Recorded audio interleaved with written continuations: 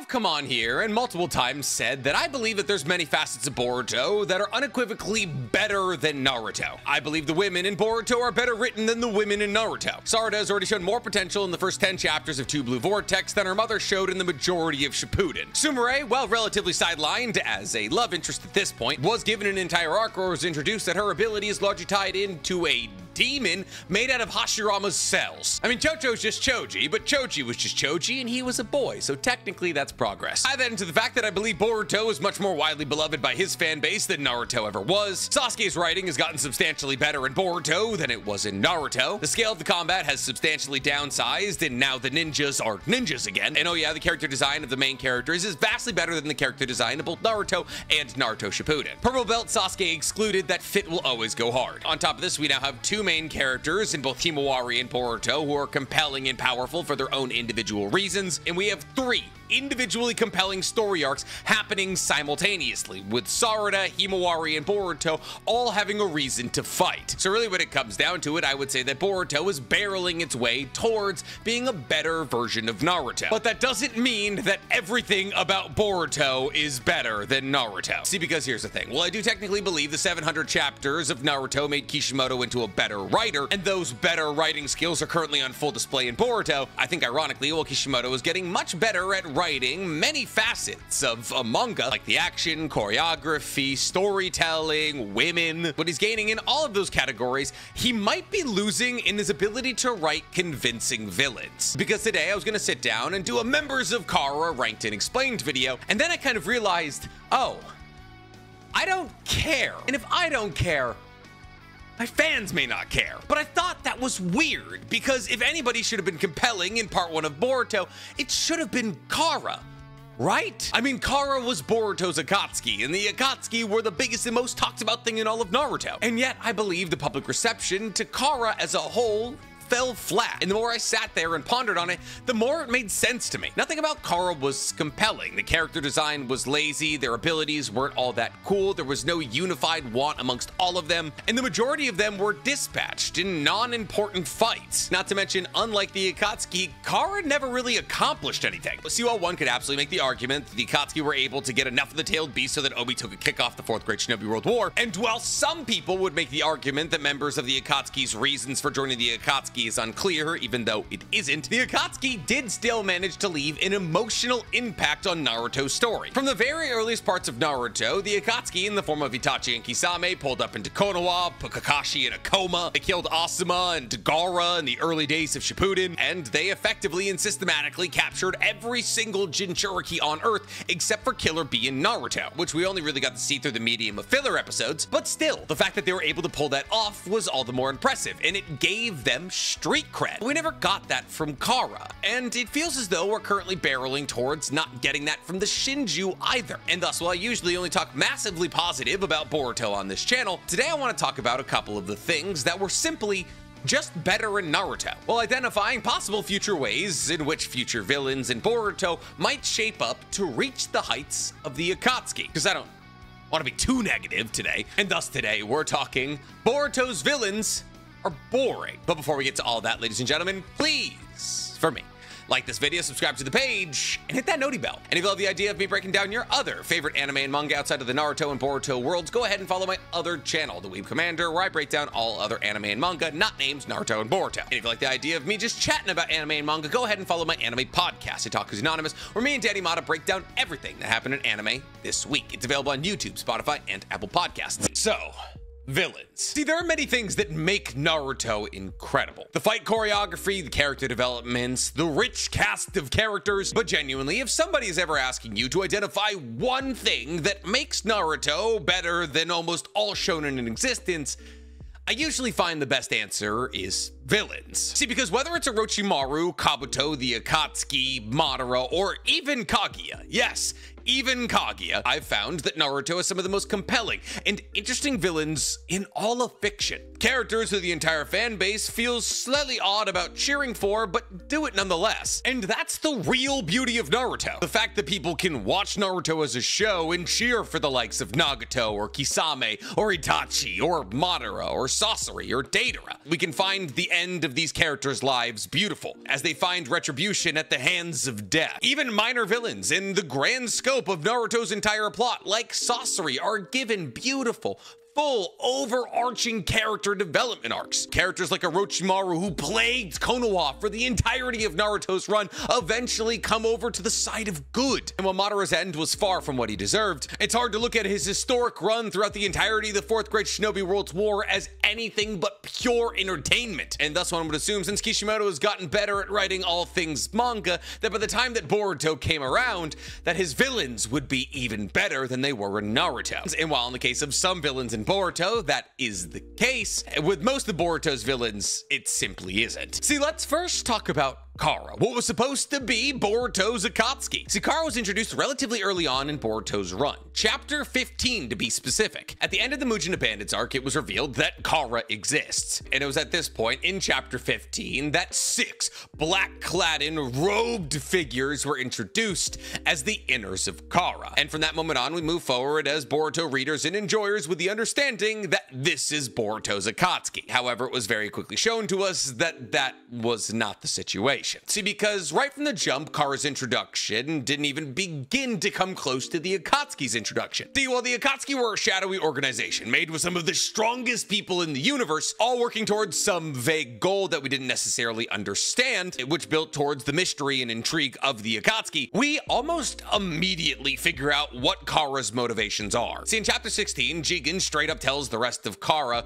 "We lost the vessel." Now, while we don't necessarily know what this vessel is, we know immediately that Kara is trying to work together to recover said lost vessel. And almost as soon as the idea of Kara is introduced, Victor, a member of Kara, dies. And while the anime does give Victor his whole entire arc where he tries to build a god tree of his own and eventually has the god tree get destroyed by Orochimaru and then he's later killed by Kashin Koji, in the manga, Victor exists for less than 20 pages. And now a group that, even if you consider the Outers was only as big as the Akatsuki, is now smaller than the Akatsuki. And just like that, with the disposal of one of the Inners of Kara, who were supposed to be this generation's Akatsuki, the value of their individual lives takes a nosedive. Imagine if the second that we had been introduced to the Akatsuki, Nagato just turned around and looked at Sasori and punched his core out. That's basically what happens here. And thus moving forward here, while this does set the precedent that Kashin Koji is not to be trifled with, it's hard to move forward with any attachment to these characters whatsoever. And Boruto, after this point, does an exceedingly subpar job at making us feel any kind of connection towards Kara. How is the job exceedingly subpar? Well, because so far as manga canon content goes,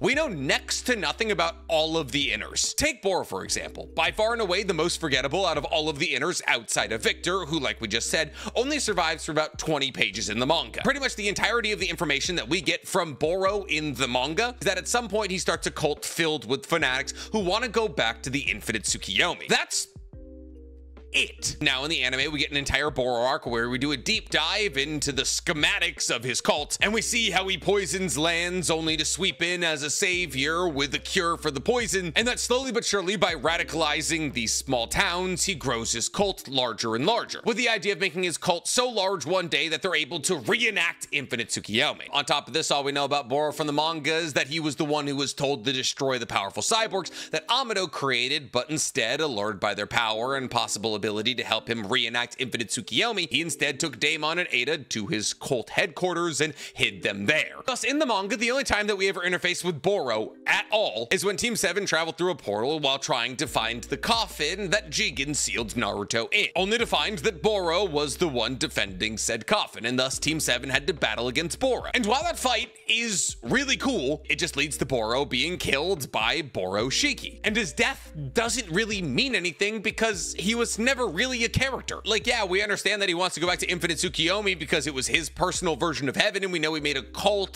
to try and make that happen, but his death doesn't bring about an end to his story in any way whatsoever. On top of that, he doesn't die in a very Boro way. He's eviscerated by a giant Rasengan. Every member of the Akatsuki eventually dies, and the way that they die either brings a close to their story, or they die in a way that's very in line with their values. Kisame eats himself with his own shark so that he can't give away information. information. Itachi dies protecting his little brother. Sasori dies in the arms of his mother and father. Deidara dies in a final act of art as he explodes his own body, and so on and so forth. Ironically, the best written aspect of every Akatsuki member is usually their death, but you just simply can't say the same for members of Kara. Ironically, the only member of Kara that truly dies the way that they lived was Ao, who wasn't even an inner, he was an outer. See, Ao, also known as the 5th Mizukage's assistant, was supposed to die in the 4th Great Shinobi World War, as Ao was at the information gathering headquarters of the Shinobi Alliance where Shikaku was at. Now, if any of you are wondering, where is Shikaku again? Gone. Dead. Evaporated. Because the Ten Tails realizes that the Shinobi Alliance is gathering all of their information from one place and decides to shoot a tailed beast ball over there. Now, Ao was the only person to survive this explosion, and thus Ao lived with a massive amount of survivor's guilt. Tie this into the fact that Ao's body was largely destroyed by this explosion and then later fixed by Amado. And post the 4th Great Shinobi World War, Ao was not only heavily confused about what allegiances he should hold, but also heavily indebted to Amado. And thus, when Ao was hot on the trail of recovering the vessel that is Kawaki, Ao comes across Team 7, and they battle it out. And while this battle is substantially less interesting than a lot of the other Kara battles, as it's too techie for my personal interests. I mean, Ao literally uses a minigun at one point and then proceeds to fight the rest of the battle with drones. Throughout the course of the battle, Ao begins to realize, slowly but surely, the error of his ways. And by the end of the battle, when Boruto appears victorious, Ao, in one final act of trying to redeem himself, pushes Boruto out of the way so that the boiler toad that just appeared above him with Kashin Koji wouldn't also kill Boruto. And thus, once again, Kashin Koji wipes up another member of Kara. Now, Ao's final efforts being to protect Boruto is a redemption arc for him. His story arc is compelling. He lost his way after the 4th Great Shinobi World War, he had survivor's guilt, his body had to be rebuilt, and in the end, after battling against the good guys, he realized the error of his ways. He's basically a Naruto villain, which is unfortunate because he's from Naruto. See, here's the thing. The issue with Ao being the best written member of Kara is the fact that he's the only one from Naruto. And outside of Ao, the only other member of Kara that's died up until this point is Garo, who does, objectively, have one of the coolest fights in the entirety of the anime against Kawaki, but he kind of just looks like a mashup of Bebop and Rocksteady with laser cannon arms. And once again, there is almost no information about Garo in the manga. See, in the anime, it's revealed that Jigen originally chose Garo to be his vessel. However, Garo's body rejected the karma marking, but it didn't lead to his death, just the loss of his arms. And thus, Garo resented Kawaki because Kawaki was actually Jigen's vessel. However, in the manga, Garo is simply just a plot device to show us how incredibly powerful Kawaki is with his augmented body and karma mark. And thus,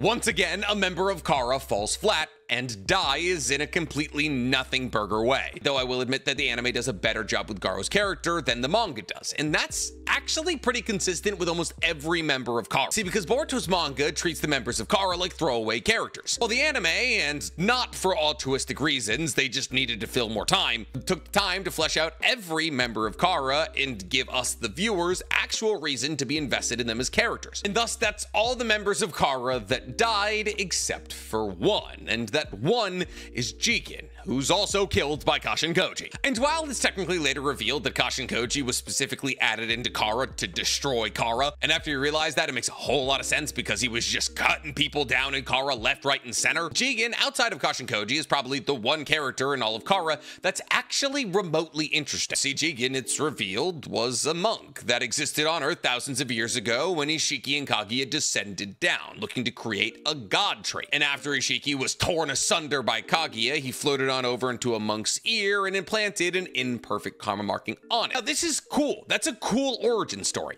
And while the idea of an Otsutsuki wanting a chakra fruit is nothing new to the Naruto universe and therefore not all that unique of a motivation, Jigen's screen presence in Aura and Naruto is almost unmatched. See, while Jigen himself isn't actually all that compelling of a character, as like we stated, his motivations for taking over the world are just the fact that he's an Otsutsuki, his strength, indomitable will, and hate of the Rinnegan made him a compelling character. The moment that Jigen decided to shrink the scale of combat in the Naruto universe by ripping Sasuke and Naruto out of their chakra mechs, to this day is one of my favorite moments in Naruto IP. But right now, I would be lying to you if I said that Jigen / Ishiki was even the second most compelling Otsutsuki in Naruto's story. Because he's not. He's genuinely kind of uninteresting outside of the fact that he's strong. See, because Kaguya wanted the chakra fruit in order to recover all of the chakra she had spread across the earth. She had a complicated relationship and she had to battle against her 2 sons. She had love for the humans that she turned into white Zetsus and didn't want them to disappear, so she unturned some of them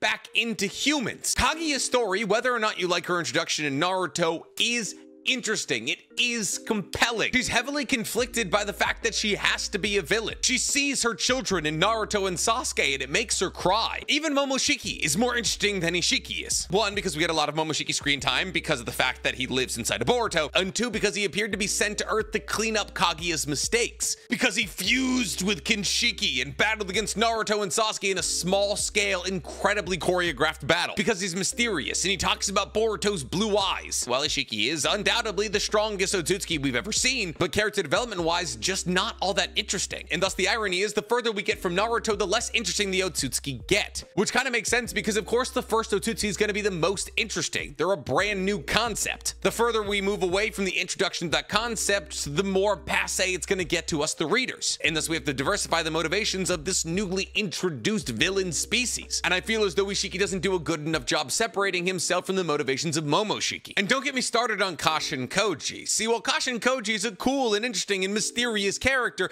if Kashin Koji wasn't Jiraiya's clone, he'd kind of be a nothing burger. Like, yeah, sure, Kashin Koji killed Victor, and yeah, sure, Kashin Koji killed Jigen, and yeah, sure, Kashin Koji killed Ao, and yeah, sure, Kashin Koji broke into Konoha, but he hasn't done all that much. We don't know that much about him. And while we are probably going to get a hefty dose of Kashin Koji here in the future of Two Blue Vortex, as it currently stands, he's just Jiraiya's clone, but less interesting. Jiraiya had a backstory. He was an idiot placed on a team with a medical ninjutsu genius and a ninjutsu genius. He reverse summoned himself to Mount Muabuko and became a Toad Sage. He completed the most S-ranked missions in history. He became a millionaire through the sales of his books. Jiraiya was quirky and therefore interesting because the dichotomy of his unserious self against the serious side of him we saw in combat was awesome. And while with time we will probably get character development for Kashin Koji, considering the fact there's already another clone in the story in Mitsuki who plays a much more pivotal role to the story than Kashin Koji does, can't really see Kashin Koji getting anything in terms of unique character development that Mitsuki hasn't already gone through. Unless of course they decide to lean into the Jiraiya aspect and have Kashin Koji meet people like Naruto and Tsunade. But at that point you're basically just leveraging off the cloud of Jiraiya. And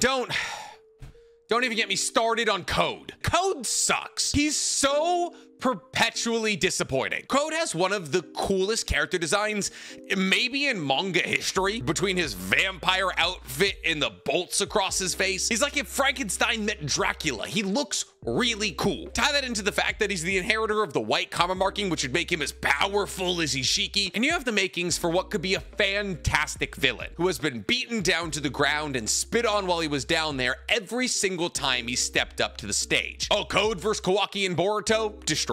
Code versus Boruto and the other parts of Two Blue Vortex? Destroyed. Code versus the Shinju? Well, we couldn't find out because he ran away. And listen, while I understand that with all the car members that aren't technically dead yet, there's still a lot of room for them possibly to become interesting characters down the line, and Code bossing up and finally becoming an interesting character that's a threat in the late game of Boruto would be a really cool twist. I just don't see it happening because why would it? See, without the Ten Tails, who are now the Shinju, Code is a non-threat to people like Boruto. And thus, after the inevitable dispatchment of the Shinju, Code will return to being a non-threat. And thus the one member of Kara who still has the capacity to operate as a member of Kara, Code, is not only too weak to do anything, but has also literally removed himself from the story. And while yes, you could absolutely say that Jigen's still in the story through the medium of Jura, Jura's not moving forward with the motivations of Jigen. And therefore, since Jura isn't moving forward with the motivations of Jigen, he's not moving forward with the motivations of Kara, which were nothing, mind you. What do I mean by that? Quickly, pause the video and think about what Kara's motivations were. Genuinely, I will wait. I had to Google them. Do you remember?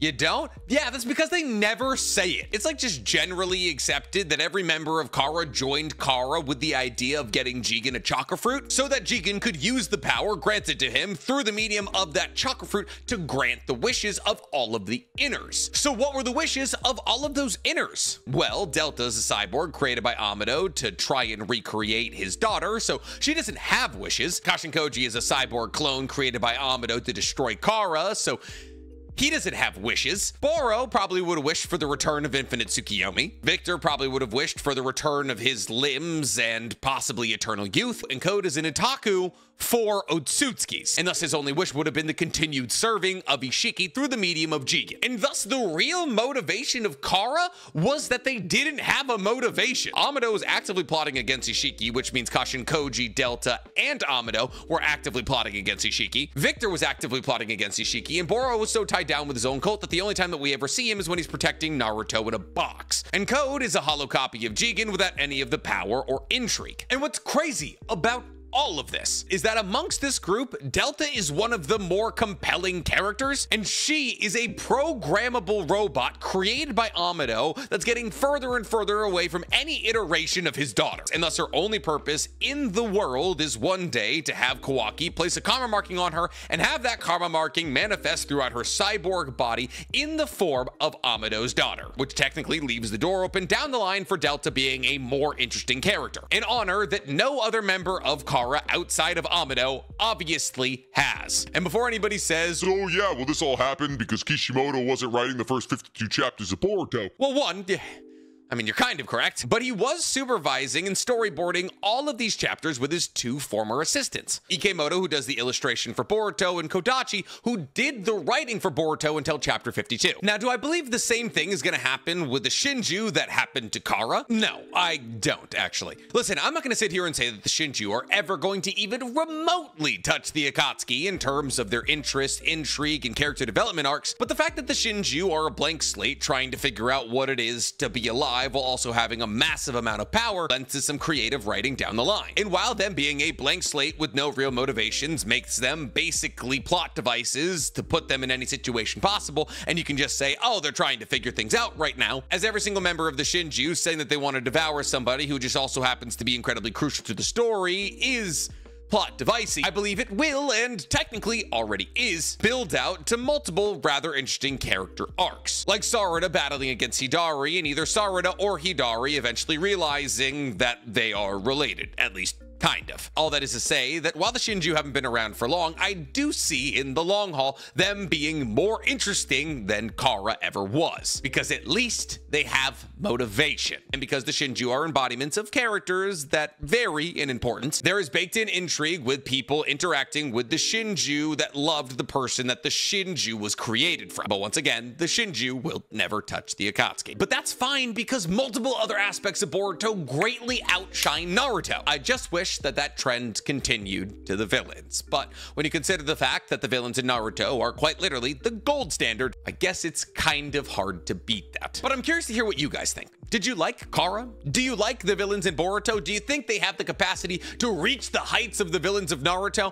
Tell me in the comments below. And while you guys are down there, please, for me, like this video, subscribe to the page, and hit that noti bell. Yes, I know Kawaki is a compelling villain, okay, but going 1 for 20 is not an impressive track record.